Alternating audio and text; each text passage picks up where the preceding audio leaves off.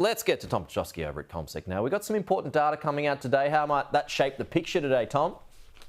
You're well informed, Pete. The CPI figures, the quarterly ones, will be released today, so an important outcome.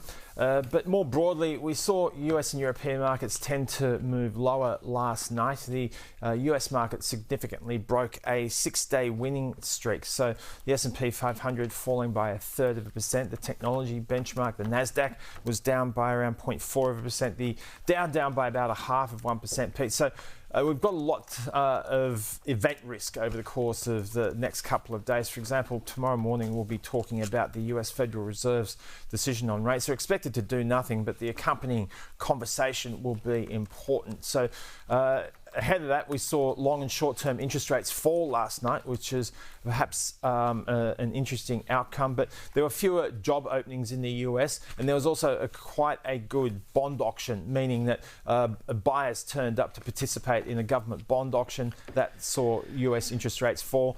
The outlook for the borrowing need for the US government, as far as the next quarter is concerned, was a little bit lighter on, which contributed to that fall in long and short-term US interest rates. So there was a lot of earnings out last night as well. UPS, the parcel delivery service, its shares fell by about 10%, missing expectations. They didn't provide a full-year outlook. They said they're going to halve the amount of parcels that they ship from Amazon in an effort to improve their margins. So that's important in this sort of environment, to look at how organisations are managing their margins. So that all was a part of what was going on in the US. But as you rightly point out, today the inflation numbers, the June quarter inflation outcome at a headline level is expected to come in at 2.1%, Pete. But it's the trim mean that's most important. That's what the US, the RBA looks at. And that measure, underlying inflation, is expected to decline from 2.9 to 2.7%. It would take